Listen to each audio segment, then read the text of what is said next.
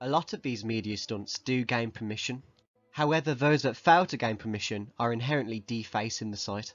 Therefore, I will not be mentioning the companies in question here, as to not give them more publicity for defacing the monument.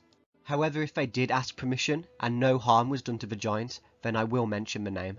The first of these happened in 1980 by Kenneth Evans Lord, who is an artist from Devon. He wanted to create a female giant on the opposite hill. This female giant would be a 230-foot figure of Marilyn Monroe. She would be in her iconic pose from the film The 7-Year Itch, the one where her dress is blown up by a subway. The landowner of the hill in question actually gave approval to this figure. However, it failed to go ahead due to lack of funding from the Arts Council. In 1983, some newspaper outlet states that Heineken brewers sponsored the giant. However, there is no further information offered about this. If I ever find out more, I'll post any new information in the description. On April Fool's Day in 1988 and 2002, someone fitted a giant plastic condom onto the giant. There are no images of this, or else I couldn't find one, but it is referenced in a lot of newspapers. In 1994, girls from Rodine School painted a 79-foot replica of the giant on their playing field. This was done the day before Sports Day. This isn't really a media stunt, but I thought I'd mention it anyway. In 1997, the giant's estranged wife came to visit.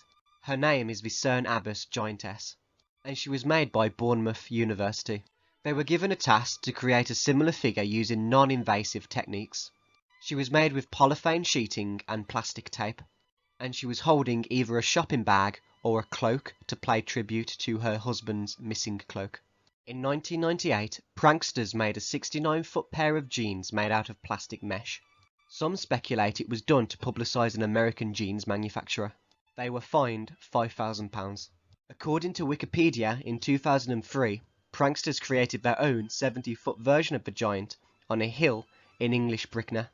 Apparently, he was wearing wellies, had an ear of corn hanging from his mouth, and a tankard of ale in his hand.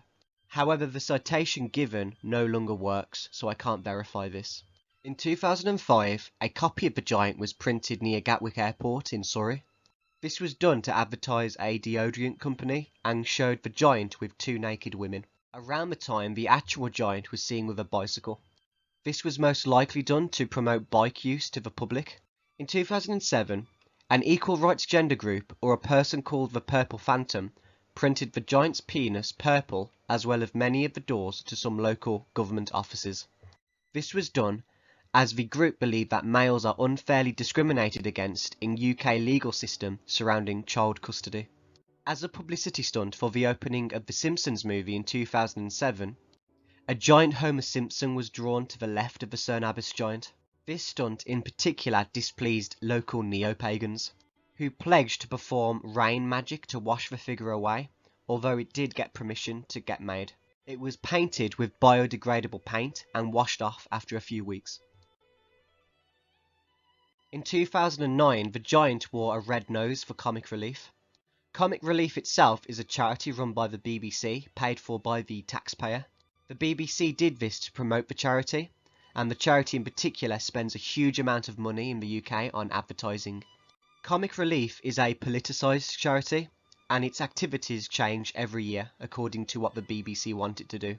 In 2012, the UK was submerged in enthusiasm for the Olympic Games, which were at that time being held in the UK. Pupils from Cerne Abbas First School, Sidlingfree School, Lucent School, District Lions Club, and other members of the local community therefore climbed the hill and recreated the iconic Olympic torch. They didn't do this by vandalising the site. Instead, they dressed in yellow, orange and red to mimic the fire. In 2013, the National Trust supported Movember, which raises awareness for prostate cancer, testicular cancer and male suicide. A huge grass moustache was authorised for the temporary placement on the giant. The moustache measured 39 by 10 feet according to the designer British Seed Houses. However, the National Trust and BBC reported it being 36 by 89 feet. In 2017, the letters spelling out Theresa were placed on the giant in reference to the current Prime Minister, Theresa May. It's unknown exactly why the letters were placed, although it was most likely someone who was annoyed with the Prime Minister for any number of reasons. Some speculate that it could have been a joke, as the Conservative slogan at the time was "Standing Up for Britain." The boarded letters were pinned down onto the joint, causing damage which the National Trust needed to pay to repair.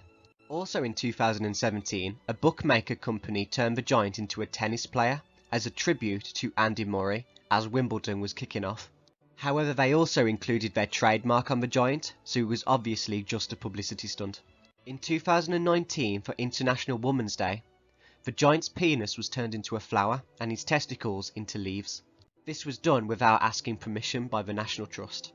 The feminists did this to promote, and I quote, "an invitation for unity rather than a binary gendered him."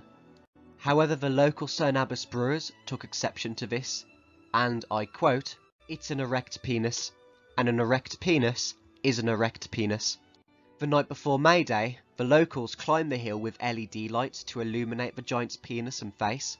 They saw this as a way to restore the giant's compromised dignity. In 2020, the giant was given an unauthorized face mask due to the outbreak of the coronavirus. The words "Wear mask, save life" was also placed on the hillside. This was one of the many PR stunts used to promote a movie that was coming out. Later that year, the giant was given a second unauthorized mask. 3 days prior, this sketch appeared on Twitter. However, the tweeter stated it was just a bizarre coincidence. In fairness, the tweeter was an archaeologist, so he may have had a sketch lying around anyway, and someone may have come up with the idea separately, or was just inspired by the tweet.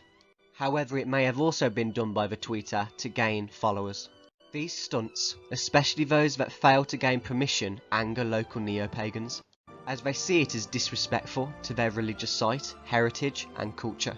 However, the neo-pagans are ignored and mocked by the media, particularly The Guardian, and people on the internet, mostly on Reddit, for exposing their religious and spiritual beliefs. Be sure to check out my other channel, History Sticks, for the complete, longer and comprehensive video.